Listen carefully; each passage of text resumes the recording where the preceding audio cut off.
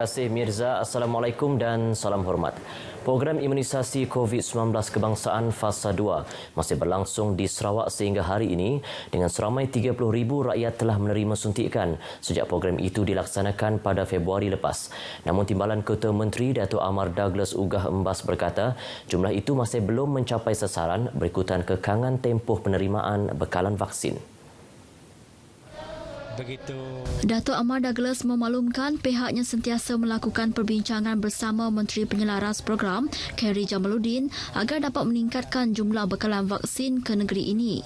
Kita ada sasaran kita nak selesaikan masalah ini, vaksin ini pada penghujung bulan Ogos. I've discussed with YB Khairy. YB Khairy has assured us that they will increase the volume of vaccine to be given to Sarawak so that we are able to meet our target. Beliau merangkap pengerusi Jawatankuasa Pengurusan Bencana Negeri ditemui pemberita semasa melakukan tinjauan ke pusat pemberian vaksin PPV di Stadium Perpaduan Kuching. Dato' Amar Douglas turut memaklumkan mesyuarat bagi mengenal pasti beberapa lokasi untuk dijadikan PPV diadakan hari ini berikutan jumlah penerima vaksin di Bandaraya Kuching agak tinggi.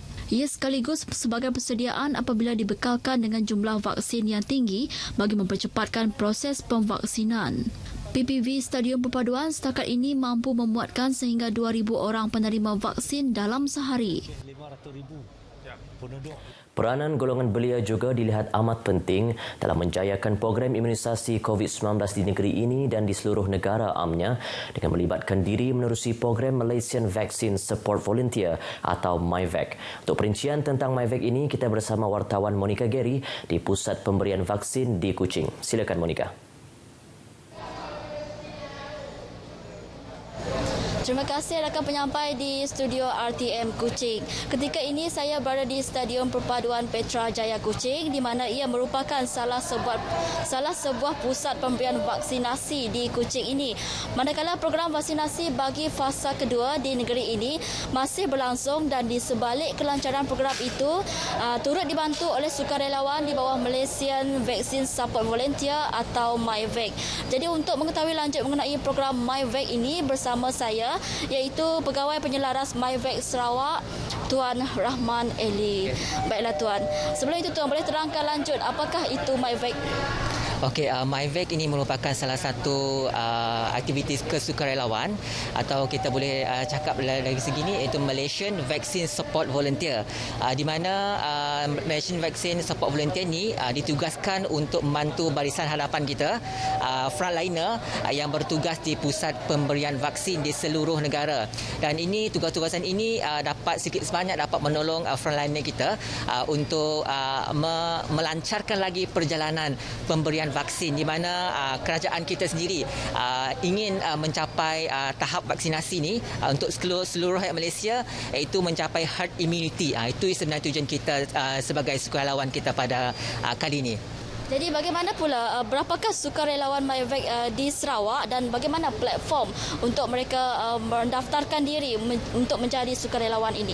Okey, setakat ini dalam sistem MyVac kita, pendaftaran bagi sukarelawan di Sarawak khasnya, okey, sekarang kita dapat dalam 1,309 orang dan yang PPV aktif sekarang ni sebanyak 41 PPV yang aktif dan sukarelawan yang dikerahkan setakat ini kita dapat dalam 400 lebih, dan ini menunjukkan salah satu amount yang cukup baik, sambutan yang baik daripada sukarelawan di seluruh Sarawak untuk membantu dalam program imunisasi COVID kebangsaan ini. Ini merupakan salah satu impak positif lah yang kita dapat wawarkan di sini kepada semua.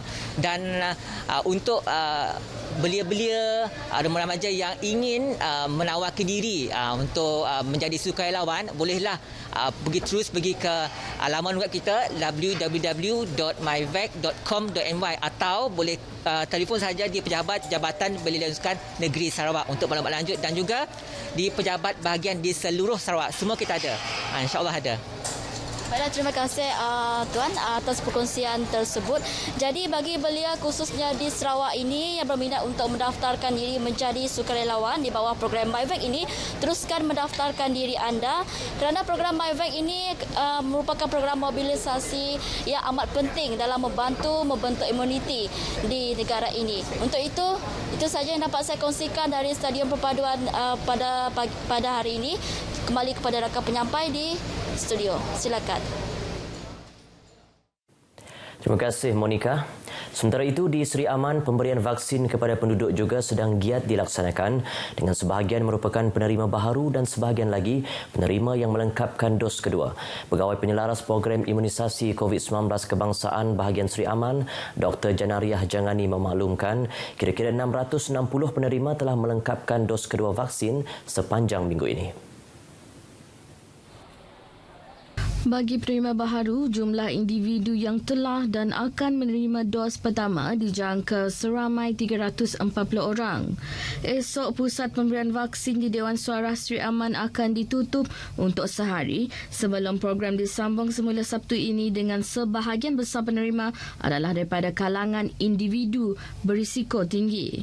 Sementara itu, warga pendidik dari sekitar Bandar Simanggang antara penerima yang hadir hari ini untuk melengkapkan dos kedua pemberian vaksin.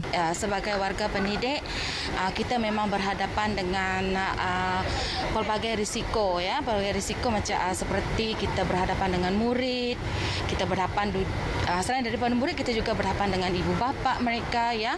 Jadi saya rasa vaksin ini penting untuk melindungi diri kita lah.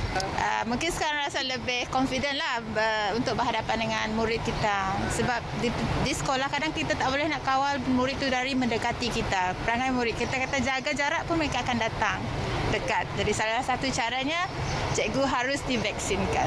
Memang sangat yakin sebab kita kan guru kan selalunya berdepan dengan sangat ramai murid dari tempat lain kan. So lepas ni kita akan lebih selamat sebab kita dah terlindung oleh vaksin tersebut lah. Turut melengkapkan dos kedua suntikan vaksin, 5 orang kaki tangan RTM Seri Aman termasuk pemberita dan juru kamera Seksyen Berita Ehwal Semasa Seri Aman. Senario pandemik COVID-19 di Bintulu mencatatkan hampir 800 pesakit berada di Pusat Kuarantin Rawatan COVID-19 PKRC dan daripada jumlah tersebut kira-kira 100 orang pula dirawat di Hospital Bintulu termasuk di unit rawatan rapi ICU. Menurut pengarah Hospital Bintulu, Dr. Davis John Raj, individu yang dirawat di ICU merupakan golongan yang memerlukan bantuan pernafasan. Tapi ada segelintir pesakit yang semakin teruk sesak nafas terpaksa diberi bantuan pernafasan melalui mesin ventilator. Tapi malangnya mereka yang keadaan semakin merosot disebabkan oleh paru-paru, mereka yang berjaya untuk hidup dengan penggunaan ventilator itu sangat kuranglah. Pandemik COVID-19 di Bintulu, dedah Dr. Davis telah mengakibatkan 42 kematian setakat ini. Oleh itu, Dr. Davis mengingatkan orang ramai supaya patuh SOP meskipun telah menerima suntikan vaksin. Beliau berkata demikian kepada pemberita selepas sesi taklimat perkembangan terkini pandemik COVID-19 di Bintulu yang dihadiri Ketua Menteri Dato' Petinggi Abang Johari Tun Openg semalam. Perkembangan banjir.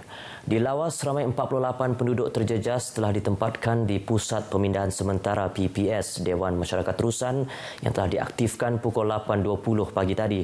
Menurut laporan Angkatan Pertahanan Awam APM Lawas, kesemua penduduk terjejas terbabit melibatkan 10 buah keluarga termasuk seorang warga emas dan 3 orang bayi. Antara kampung terlibat adalah Kampung Seberang Kedai, Senduyun Gelapas, Masjid Lama dan Kampung Tengah. Sehingga kini APM terus memantau keadaan semasa banjir berlaku ekoran hujan berterusan semalam. Sementara itu, penduduk di Baram terutama di kawasan rendah dinasihati supaya berwaspada dengan tren semasa air di kawasan ulu sungai. Menurut Ketua Bomba dan Penyelamat Zon 6 Miri, Penguasa Bomba Kanan 1 Lau Poh Kiong, setakat pukul 3 petang tadi, paras air dilaporkan menaik di Sungai Tinjar, Sungai Tutoh dan Sungai Apoh. Selain itu, tren air menaik juga dilaporkan di Long Atip, Long Bemang, Taman Negara Mulu, Sekolah Kebangsaan Long Miri, Long Beruang, Long Selaan, Long Apu dan Pekan Kecil Mulu. Setakat ini, tiada kemusnahan membabitkan harta benda dan pemindahan penduduk dilakukan. Sekian berita dari Sarawak. Kita kembali bersama Mirza di Angkasa Puri. Silakan. Baik,